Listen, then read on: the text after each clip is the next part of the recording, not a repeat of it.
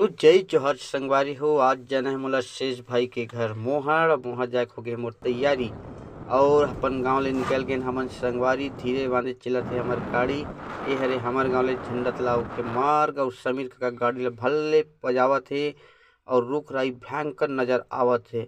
बहुत सुंदर नजारा के संग हमन आगू बढ़त हावत हन। गांव ऊपर गांव और गली ऊपर गली ऐसे तैसे करके नंदिया नरवा क्रॉस करे बर हमन पहुंच गए। नीदे नरवा होके हमन पार ऐसे तैसे नरवा ढोड़गा लौटत हमन पहुंच गए हन ग्राम मोहड़मा भाई शेष के घर।